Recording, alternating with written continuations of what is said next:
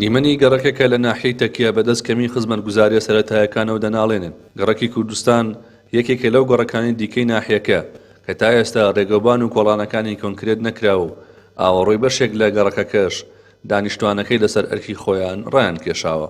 وڵی تەواو زەمە خراپە، چونکە بەڕاستی ئەم ناوە بە تەواوەتی لە ڕووی خزمەتگوزاریەوە زۆر بێ خزمەتگوزاریە، بە تایبەتی ئەم گەڕەکانە کە تازە لێرە کراون بێ زێرا بێن، بێ خزمەتگوزاری سەرەتاییان کە سەرەتاییترین خزمەتگوزاری ئەوەی لێرە زێرا بێ بکرێت، جادەیەک کە خۆڵڕێژ بکرێت، خۆی حەقی سەب و کۆنکرێتی هەیە، بەڵام ئەوە نەکراوە، هینی خۆڵڕێژیش نەکراوە. سەرەتاییترین مافەکانمانە کەواتە مناڵ لێرە بەزستانە نەچێ بۆ مەکتەب هەموو قاچێ بێتە قوڕاو، یعنی حاڵێکی زۆر ناخۆشمان هەیە لەم بە تایبەتی ئەم چەند گەڕەکەی کە تازە لێرە کراون.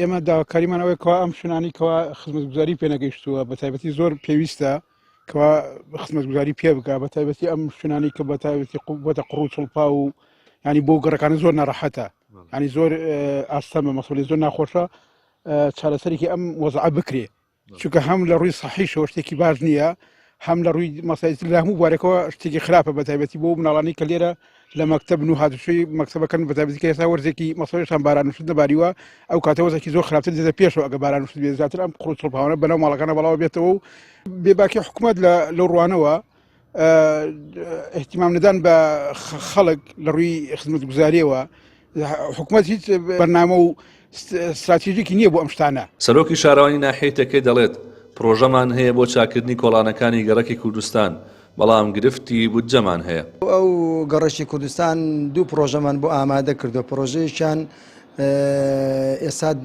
لیژەشی بۆ پێکێنراوە، چاوەڕێی ئەوەی ئەگەر پارە هەبێت لەسەر داهاتی لە 115 هی سەرۆکاتی شارەوانیە ڕەزامەندی دراوە بڕی 90 ملیۆنەوە، ئەتوانین ئێمە ئێستا ئاوەڕۆمان بۆ ڕاکێشاوە، ئەتوانین ئەگەر پارە هەبێت بە بەردەوامی لەگەڵ سەردانی بانقشەکەن پارە هەبێ و خەرجی سەرف بکرێتەوە، ئێمە ئەتوانین ئەو تێکەڵی دەست بەکاربین. وە پرۆژەیەکی تری استراتیجی گەورەشیان بۆ داخل کراوە، ئەگەر لە ساڵی تازەیە بودجە هەبێت کۆپلیمێتەری پێڵێن ئاو ئاوەڕۆ و تێکەڵە و قیر و شۆسەمان بۆ داخلکردن بە 900 ملیۆنە. چالاکێکی مەدەنیش دەڵێت گەل لە ماوەی 34 ساڵی حکومڕانی کوردی هەر ساڵی کۆڵانی قیرتەوە بکرایە، ئێستا ناحیەکە بێ خزمەتگوزاری نەدەبوو.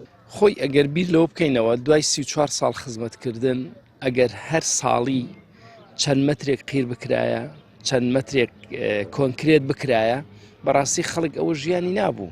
چەندین گەڕێک لەم شارۆچکەیە هەتا ئێستا چەندین ساڵە بڕۆ سیر بکە، هیچ خزمەتگوزارێکی وەکو پێویست نییە. دوای 34 ساڵ ئەمە ڕێگاوبانەکەت بێ، ئەمە قیرتاوەکەت بێ، ئەمە خزمەتگوزارێکەت بێ، بەڕاستی دەسەڵات لە خەڵک بێ باکە و مێدەوانی خەڵکیش بیر بکاتەوە لەم هەڵبژارنەدا، بەڕاستی ئەو بێباکیەی دەسەڵات تۆڵەی لە دەسەڵات بکاتەوە. ناحیەی تەکیە یەکێکە لە گەورەترین ناحیەکانی کوردستان، لەگەڵ ئەوەشدا یەکێکە لە بێخزمەترین ناحیە لەسەر ئاستی هەرێم.